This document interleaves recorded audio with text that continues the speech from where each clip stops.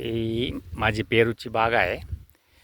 तर या बागेतील पेरूंची जी लावणी आहे ती लावणी मी 15 जुलै 2023च्या दरम्यान केलेली आहे. आजची तारीख आहे 8 ऑक्टोंबर 2023. जवळपास पावणे 3 महिने होत आहेत. तर या ठिकाणी दरवेळेस ही जी काही पेरूची झाडं आहेत या झाडांची वाढ होण्यासाठी याची तळातली पानं, त्यानंतर ज्या काही कड्या आहेत त्या कड्या वारंवार काढाव्या लागत असतात. आणि मी या कड्या आज रोजी या कड्या मी काढण्याचं काम माझं चालू आहे. बघा, या अशा कड्या आहेत.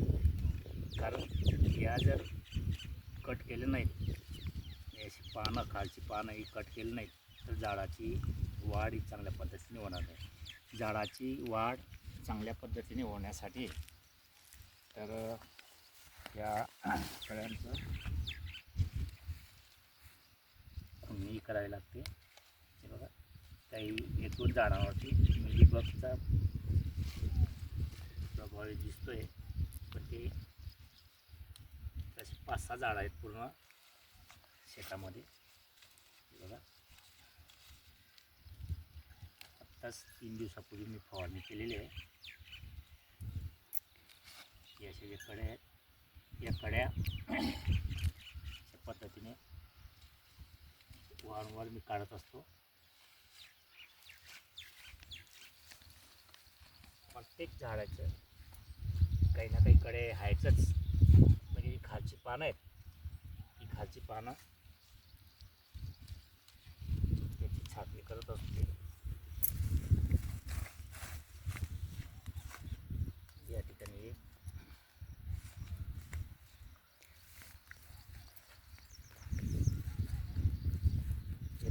हे जे असे कडे आहेत हे कड्या काढायला लागतात.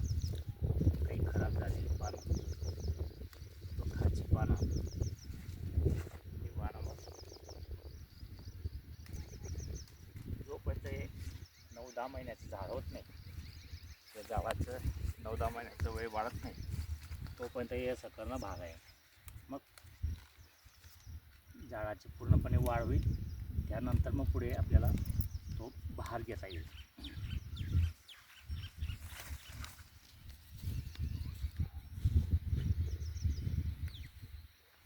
हे बघा, या कड्या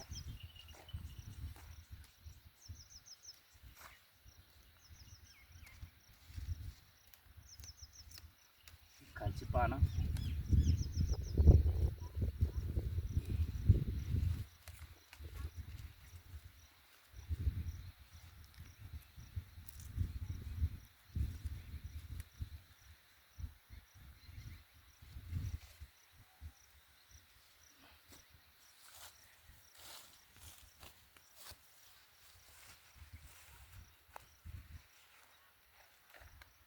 प्रत्येक झाडाला या कमी जास्त कड्या या लागलेल्या आहेत, पण त्या काढण्या एकदम गरजेचंच आहे.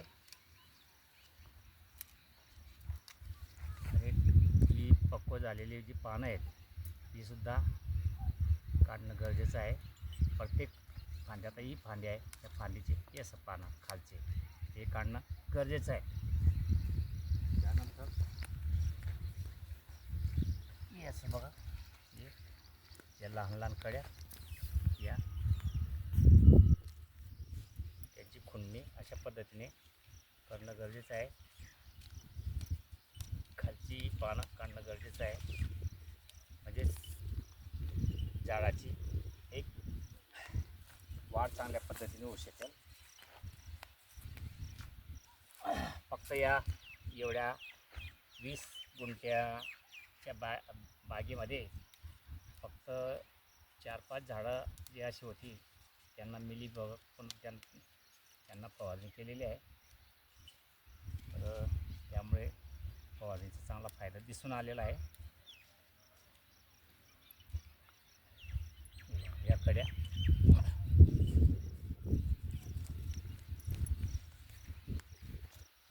झाडाच्या एखाद्या 4-5 दिवसाचे झाड मला तर काढाव्याच लागतात.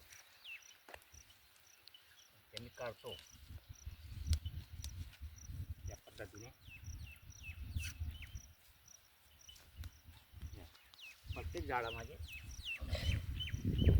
कळ्यांची संख्या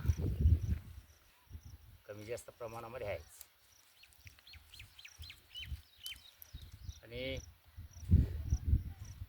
हा माझा पेरू लावण्याचा पहिलाच अनुभव आहे.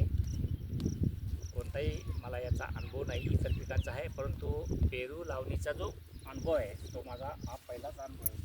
त्यामुळे बऱ्याच गोष्टी मला याच्या माहीत नाहीत, परंतु काही शेतकऱ्यांशी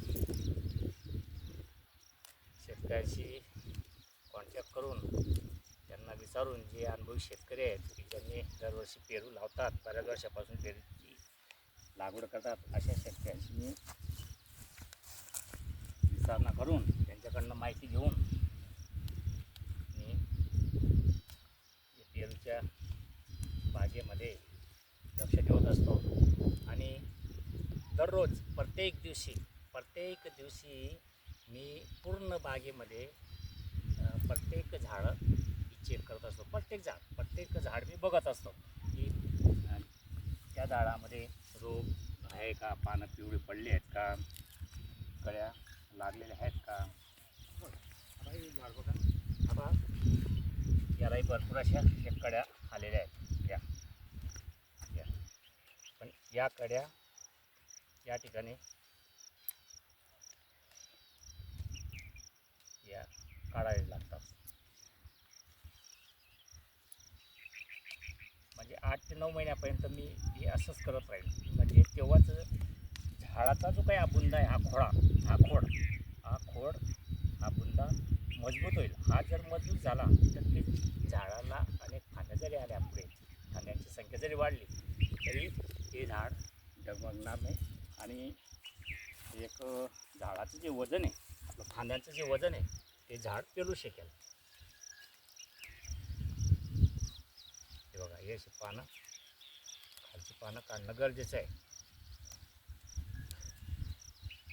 अशा पद्धतीने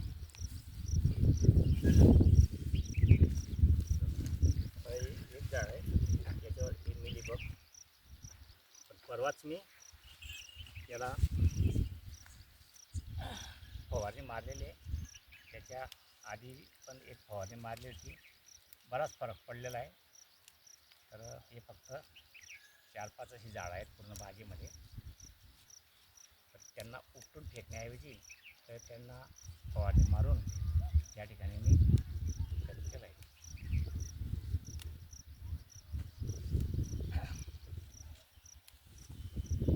अशा पद्धतीने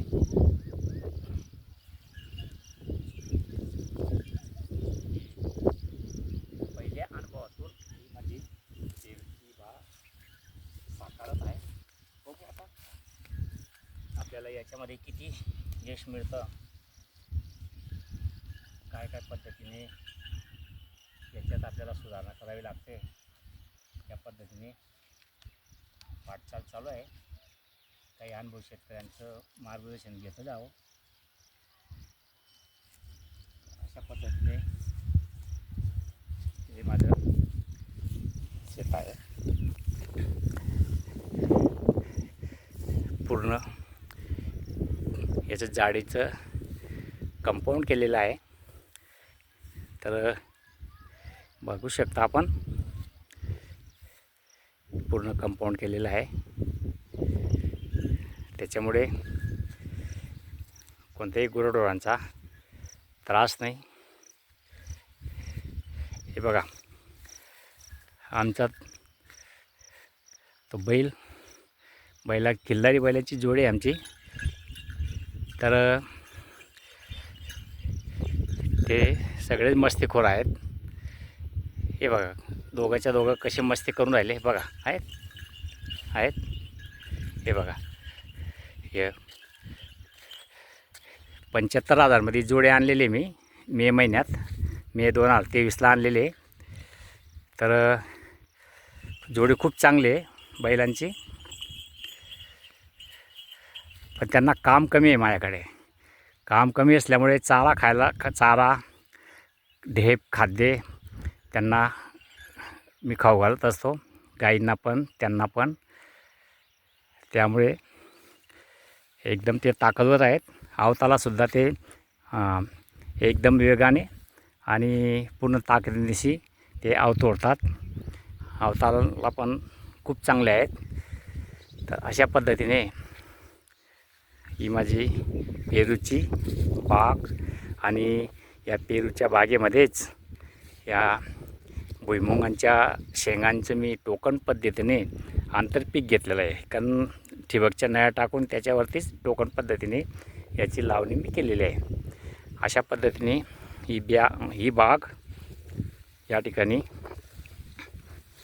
उभी राहिलेली आहे. बघू आता आपले प्रयत्न, काही अनुभवी शेतकऱ्यांचे मार्गदर्शन, या पद्धतीने आपली वाटचाल चालू आहे. परत डिसेंबरनंतर परत अर्धा बिघा सफरचंद लावण्याचं प्लॅनिंग आहे. डिसेंबर ते जानेवारीमध्ये ते अर्धा बिघा, कारण माझ्याकडे एकूण 6 एकर जमीन आहे आणि त्याच्यात अर्धा बिघा परत सफरचंद लावणार. अशा पद्धतीने हळूहळू पूर्ण 6 एकरमध्ये फळझाडं लावण्याचं माझं नियोजन आहे. पण ते टप्प्याटप्प्याने जाईल. 2 ते 3 वर्षात ती प्रोसिजर मी पूर्ण करेल. धन्यवाद.